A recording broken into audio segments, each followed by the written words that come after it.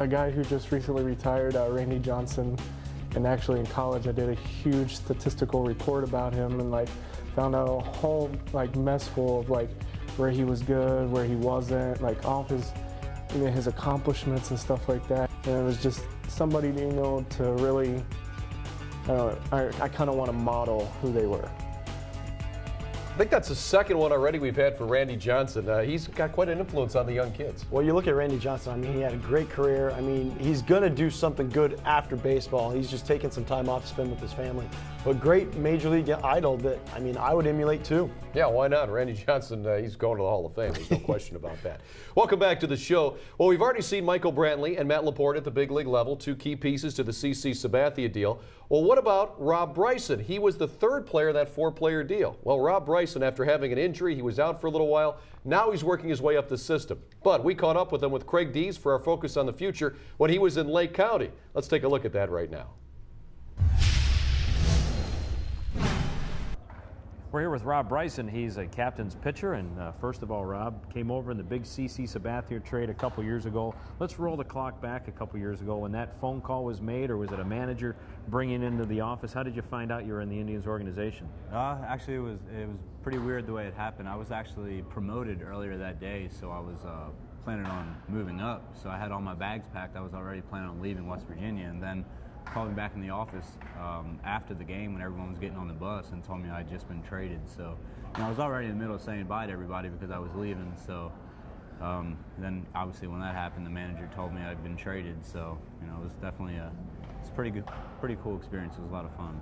The emotion there, is it, I can't believe they don't want me, or boy, I'm really excited that another club does? I think it was, you know, the fact that I was really excited that they wanted me, you know, and because all the names that were being talked about, it was, you know, Matt Laporta, Matt Gamble, you had Pellegrini, Michael Brantley, you know, so to be in that mix, you know, I was pretty excited about that. You came over here and then you had a little discomfort in the arm. You had to get that taken care of. Let's talk about the health right now. How you feeling? I mean, basically you were shut down for most of last year except for a little bit out in Arizona. Yeah, I got about a total of 5 to 7 innings last year, which obviously, you know, that's not what I wanted by any means. But, you know, right now I'm feeling great. This is the best I've felt in a long time, so I'm excited to be back out on the mound competing again.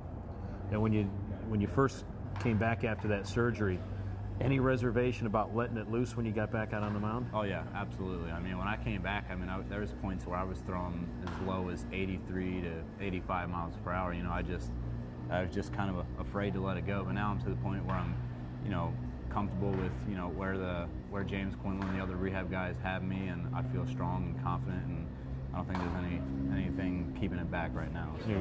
Coming out of the bullpen this year, is that the way you project yourself, or what they're telling you down the road, or is there a certain point where you make it into the starting rotation?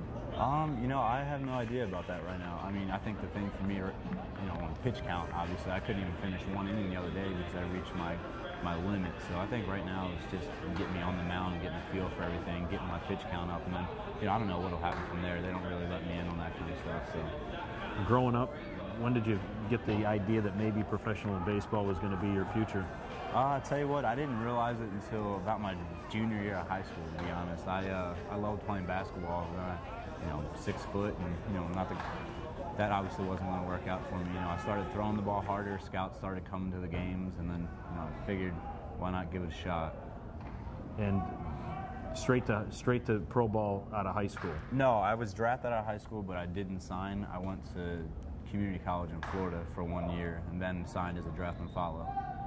And that seemed to work out pretty well for you. Yeah, it was a different experience. You know, that whole pathway with that, I think that's done with now. Mine was actually the last year, but, you know, I didn't like the fact that I didn't get to talk to all the other teams, but it worked out and got me where I wanted to be. So when you got into pro ball after that 1 year at community college, could you see a big difference in the talent level you were facing?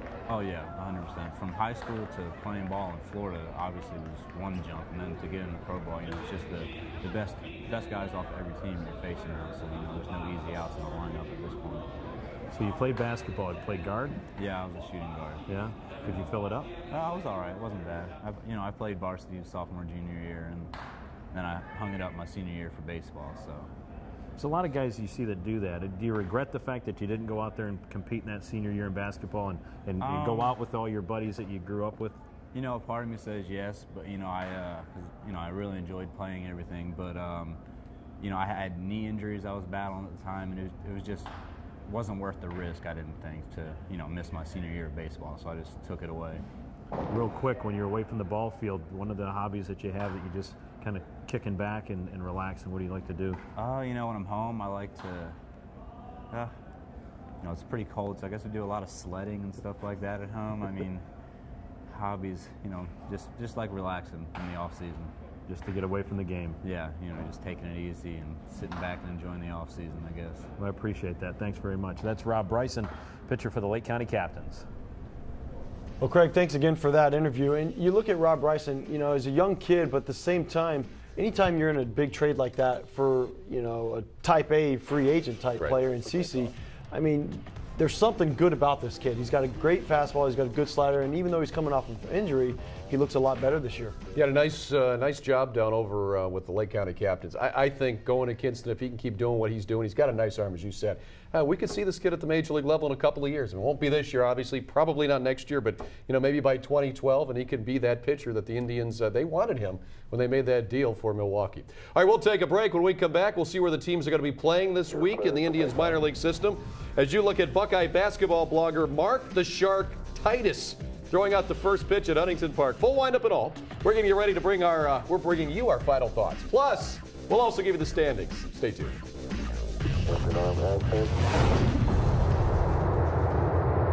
Beautiful. 26, 36 feet per second up.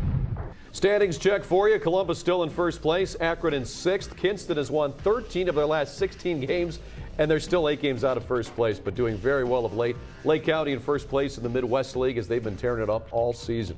Let's take a look now at the schedule for the Indians farm teams. Columbus on the road at Charlotte before coming home to face the Lehigh Valley Iron Pigs. Akron is at home against Altoona, then they travel to Binghamton. Kinston travels to Potomac before facing Winston-Salem at historic Granger Stadium, and Lake County hosts Dayton before heading off to take on Great Lakes. Thursday, once again, don't forget, Clippers baseball here on SportsTime Ohio at 6:30. Tomlin going for the Clips, and Bruce Drennan and his crew going to be out there at 3 o'clock for a live remote. They're also going to shoot beer money in Columbus, so if you head down, make sure you check it out. And, Jay, what about the K-Tribe? My goodness. Great lately, but still 8 games out of first place. Yeah, K-Tribe's done great lately, but what you're looking for right now, they have 26 games left before the All-Star break. Let's see if they can keep it going and try to get it going. All right, let's see. By the way, we're done, but check this out. It's the fish race at Classic Park. Will it be Willie Walleye taking the race? Keep an eye on it to find out. For Jason Stanford, I'm Al Pulowski. We'll talk to you again soon. Have a good one.